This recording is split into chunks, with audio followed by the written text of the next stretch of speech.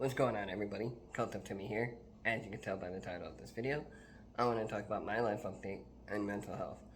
First off, I want to say thank you to anyone who has taken their time out of their day to watch this video from start to end and just listening and understanding what I'm going to talk about in this video. And if you could, and if you're a new subscriber, welcome. For my returning subscribers, welcome back. And if you can, if you're a new subscriber, please hit that red subscribe button down below. Turn on post notifications so you never miss a post. Like this video to your favorites, and let's get into it. I haven't made a life update video or just a video like this in a while, so I figure let's get into it. So, a couple of years ago, I was talking to this couple in Detroit.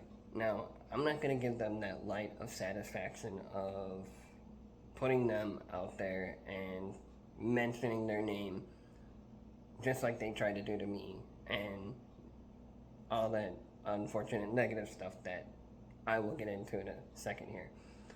So, I met this couple from Detroit a couple years ago, and I thought to myself, just because we didn't have everything in common, that we still had stuff to talk about regardless. And I thought things were going good, life was going good. And I thought, okay, at some point I'd like to meet them and, hang out and have fun with them and do fun things with them and all this other stuff. So, I want to say around end of 2022 to beginning of 2023, I thought life was good for me. Life was going good. I had a lot of cool friends, and I had friends in the metal community, which I still do have some metal friends in the metal community that are still beside me and whatever. And even friends that aren't involved in the metal community, I still have friends that, are listening and understanding me and my situation and all that stuff. So, anyway, like I said, I thought life was going good in the beginning of 2023, and I thought, okay, it's finally time to meet this couple from Detroit. So, we set it up to meet and all this stuff, and we were looking forward to it, or so I thought that it was, I thought I was going to get to meet them and hang out with them and have fun with them. And I wanted to see my favorite band of all time, because my birthday was the night before they were playing in at their home show in Detroit. So I thought, okay, I'm going to meet them again, and it's going to be fun and exciting and all that stuff. So come the time to meet them finally, I thought, okay, things were going good and all that other stuff. But I didn't notice the red flags right away after I had met them. I made my fault on this. I made an unfortunate mistake, which I'll get into. I was sober when I got there and everything and all that, and we were, again, hanging out, and I thought things were going good. I didn't pay attention to the red flags after a short period of time, after hanging out with them and all that other stuff. So, we were figuring out, okay, since it was my birthday, that, okay, what do we want to do? What are we going to do? Where are we going to hang out and all this fun stuff?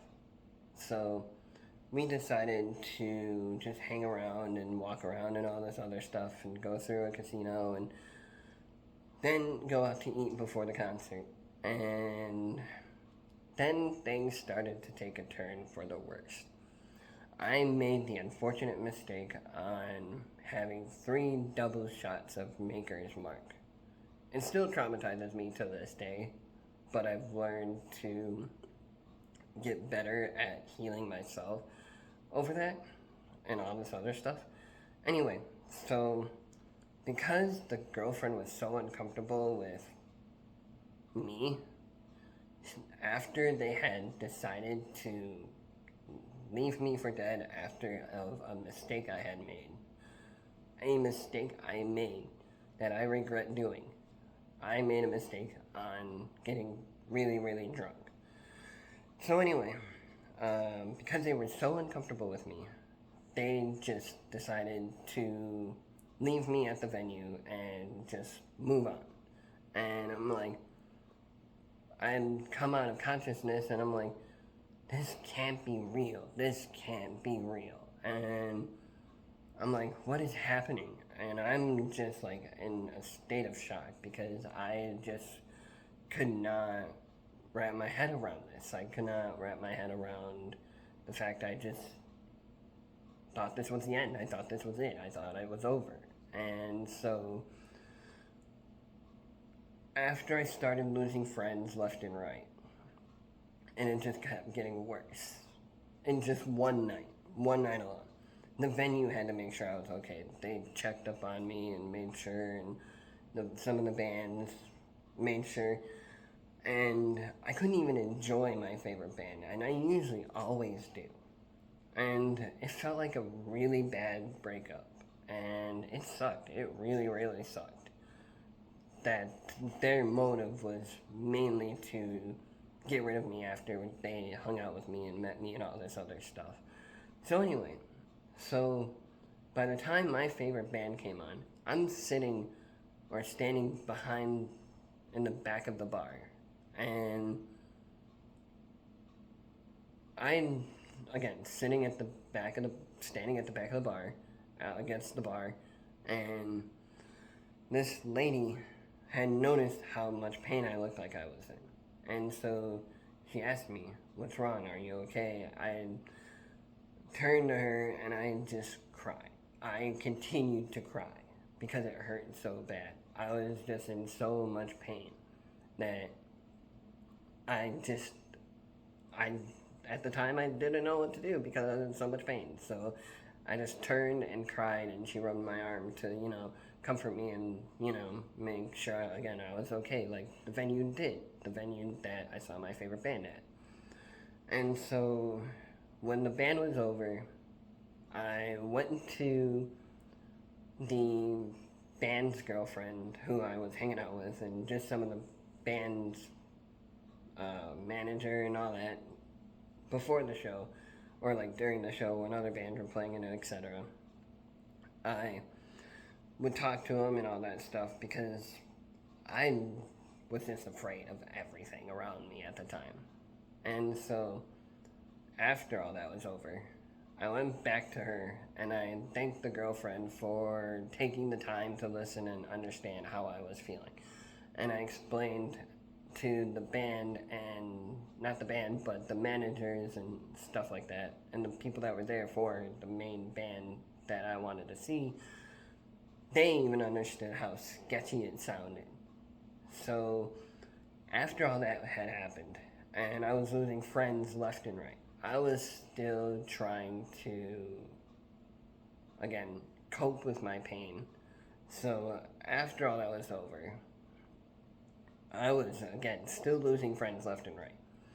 And then I got in contact with an old friend of mine, and he gave me a good advice, which it sucked to hear, but it wasn't really bad. It obviously wasn't bad advice, but he told me when I was explaining everything that was happening to me, I explained to him what was happening, and he said that it wasn't meant to happen to you, but for you. So basically what he was saying is that a lot of these people that were leaving me over this incident that had happened, it wasn't to happen to me, but for me. And it helped. It definitely helped shed a light to me, for me, to make me feel better about myself, and it did. Because over time, I finally got to a point where I could accept that all of this stuff had happened and be able to eventually move on, not be stuck on the same thing over and over and over again. And then I got in contact with one of my other friends that I wasn't talking to for a while, but then we started talking again, and he didn't like that. He didn't like the fact of what was happening to me. The fact that I lost so many people that I loved and cared about, that they didn't feel the same way about me. So anyway, after I'd gotten to a point, like I said, I had a couple people in the metal community that didn't give up on me, that listened and understood me and took their time to let me vent about my feelings and what I was feeling and what I was going through. I just kept putting myself into this place of like, okay, I know I'll get through this, but it was taking time. And so eventually, again, it did. There was a period though where I did say I didn't want to be a part of any community. And then the wheel of fortune turned again for me and blessed me with a lot of new friends. And I'm like, okay, I'm a little nervous, I'm a little skeptical about this, but eventually, not only did these karaoke friends I met they turned into my actual friends. And I even talked to them about it. And now I didn't, obviously, at the time, after time had passed, I didn't talk about it as heavily because I made new friends. I made friends with people that actually cared about me and the way I felt about them. After what had happened and all that unfortunate stuff, life got better, which I didn't think it would, but it did. And so, also, I was going to say that I started playing darts, which I'll get into this other half of this video. So, around all that same year with everything that had happened, I found something that I didn't think I would enjoy so much, which was playing darts. Soft tip darts. Steel tip and soft tip are two different darts. I mean, they're darts, but they're two different things to play out of. So I started with soft tip. So anyway, I was recommended to try out for a team. So I'm like, okay, I'll do that. And I was, again, still nervous about everything that had happened to me. I didn't think I would be ready for it. So, over time, a little bit later in the year, I'm like, okay, I'll give it a shot. I was given a list of captains from the manager of the bar, a list of captains to call. And I'm like, okay, I'll think about it, whatever. So as time, like I said, time went on, and I was still thinking about it. I wanted to, but I just wasn't sure if I was actually ready for it. So one Saturday afternoon, I go downstairs to the bar that I lived above at the time. I go to this bar. I go into the bar, and not thinking anything of it. This was the end of 2023. I see a bunch of dart players playing, soft tip darts. So I'm like, okay, I'll check this out. This is my time to try something new again. And so I'm observing, I'm watching, and then I'm like, okay, you know what, I'm just going to ask. So I asked a couple people who I should, talk to about joining a dart team. And a couple of people said, go to this person. Go to Dennis, which I'll get into in a second here. Dennis was a really good friend of mine. I'm like, okay, I'll go to him. So I'm thinking about it. I saw him, and so we made contact. We talked, and sure enough, I joined a really, really good dart team at the time. And they were really good. They were hosting a memorial event for someone who had recently passed away that was really popular in the dart community. And so I joined, and I grew really, really fast friends with Dennis. And I should say the friend that had passed on Dennis's dart team was also on that team that I had joined before the team that I was on fell apart. So, which I'll get into. So, I'm like, okay, I'm really liking this, and I'm improving already a lot, and I'm getting really good at this, and I'm making a whole bunch of new friends. Like I said, I made friends with people in karaoke. and that became my actual friends, to people in the dart community. And I'm like, wow, this is really cool. And Dennis was one of those people. I'm going to talk about Dennis in a second here. Dennis was one of those people that I could vent anything and everything to. I even told him about the situation, and he even took the time to listen and understand me, which was really nice. And so I did to the director of the league.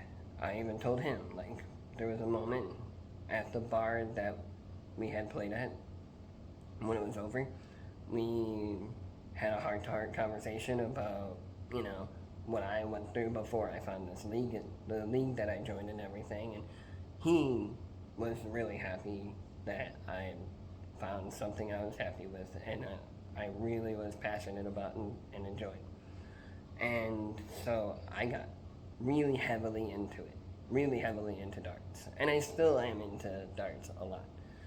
So time goes on, and I want to say recently I posted on my Instagram of Dennis passing. Dennis unfortunately ended up dying in my arms October of last year, and it felt like a punch in the gut. Like, I felt like I just lost my best friend. It was painful, and it was like, okay, I can't get over this. Again, something like this I could not get over again. So, yeah, Dennis taught me a lot, and there was a lot of love and support in that. After, losing Dennis and everything, and people making sure I was okay, and which was really nice. And yeah, so in between all that, I should have also mentioned, in the process of losing a lot of friends, like I talked about, I should have also mentioned that I did finally eventually accept that this is how my life is now.